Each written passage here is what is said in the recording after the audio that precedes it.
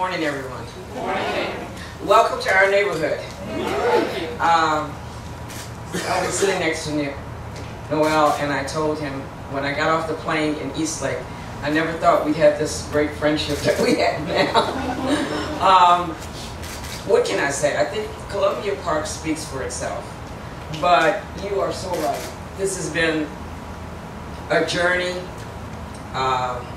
It doesn't have a destination because we have no idea what it will finally develop into.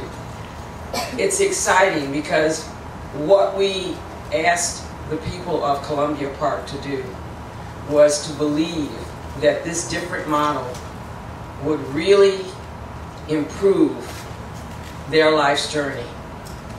And every step of the way, when we asked them to raise the bar, they have stepped up, they have done it, and I've never once had this partnership tell me, well, Council Lady, we can't do that.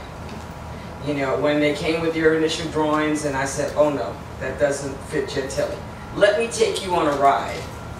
Do you remember that ride? And I took him in the car and we went all through this area. And I showed him how houses were built and where communities were and where neighborhoods were and the pride they felt in trying to rebuild after Katrina. And I told him, I said, when you do this, you've got to have these people in mind. And they did.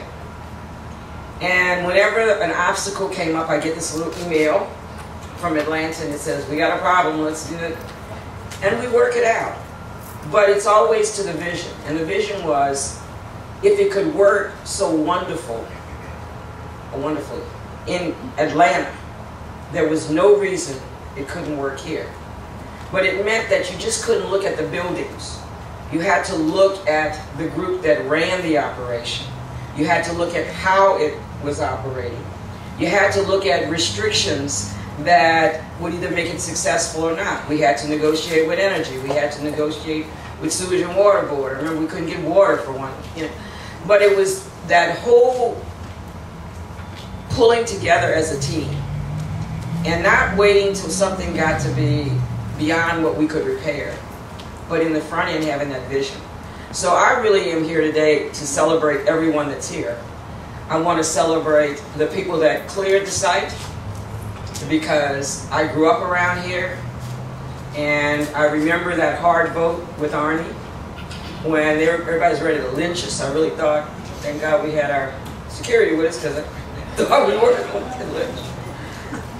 But I said that day, and I promised the people that lived in St. Bernard that I would not ask or expect them to live where I would not want any of my grandchildren to live. And I really meant that from the bottom of my heart. If it wasn't good enough for my family, it's not good enough for anybody. And I want to publicly thank this team because what you did is you put up for everyone in this area a place that anyone would be proud to say that their child or their grandchild resided.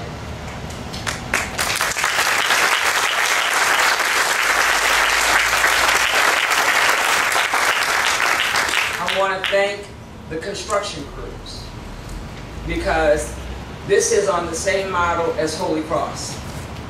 And Holy Cross School was built with love because the construction crew over there was run by a former grad. The architect was a former grad. So when you look at the Holy Cross campus on Paris Avenue, what you're looking at is the alumnus of that school that went there and built the dream. And I think that the team that you put together to construct this, Henry can tell you, we rode here every day. I looked at foundations. I looked at were you doing the right thing in terms of putting the pillars in the ground? Were you know, how were you going to make it look? What was the facade going to look like? Even to the materials, cardboard. I mean, I knew what needed to be done, and I wanted to make sure that I wasn't just getting a pretty picture on paper.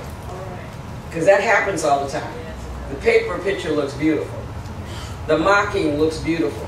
But then when it comes up, you said, gee, I thought it was going to be different. It's too late, then it's up. So I want to thank the construction crews and the companies that did that.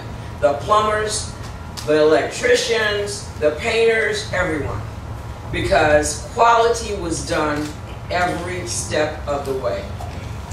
I want to thank the maintenance crew. Let's give them a shout.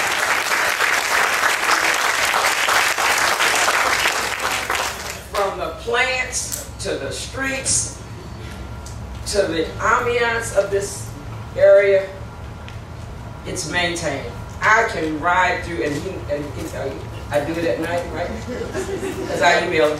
And I do it during the day. And I'll say, oh, this is great. Oh, you need to get somebody to go check this. You know? So I guess you could say I'm obsessed. But I'm willing to tell you today, I'm not obsessed anymore. That I think that this community is in good hands. And I would say to anyone listening to this, it's the quality of the people that run the operation. It's the maintenance crew. It's the security guards. It's the sense that people feel they can be safe, that their kids can be safe, that this is their community and they're proud of it. And if you ride through any street, if you go anywhere, you're going to see uniformity and pride. The residents are proud of living here. And that is reflected in what you see on a day-to-day basis. Where they park the car, how they handle things. It's all reflective of this quality standard that I think you guys have established here. And I think that that's really the East Lake model. It's not just constructing the buildings, because you know, the funding for constructing buildings, we can do that. It's the follow-through to make sure that those buildings are maintained so that 5 years from now or 10 years from now, it's going to be a quality area to live in. It's the amenities.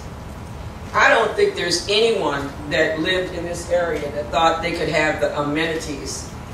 Nobody expected that they could have that. But they have it, and because they have it, they understand that they are valued. When the new school comes, and of course that's near and dear to my heart, and the why, the sports, which is near and dear to my council president's heart. Those are the things that make and reinforce a community. You know, people have pride when they feel they are valued. I said that earlier and I'll say it again. And what we say here to them every day, I hope, is that you are valued as an individual. We celebrate you, and we want you to know that we think only the best is good enough for you. So with that, I'm going to step down because I know that the mayor, and I want to say that the mayor couldn't be here this morning. He had, you know, he's meeting with the Justice Department and working on other problems. But so I get a little extra time because I only had 5 minutes originally, and so I get to take his time. And but I don't want to talk too long. I just want to say thank you to every person. If you water the plants, if you work in the front office, if you maintain the theater, if you anything you do, I will say to you, thank you. Because this is beyond my reach.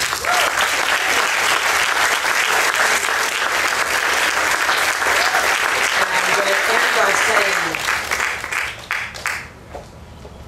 I told them, to those that have much, much is expected. We all hear that said. I used to tell the kids in school all the time. But I have to say, Columbia Park, you exceed my expectations, so now I expect more. Thank you.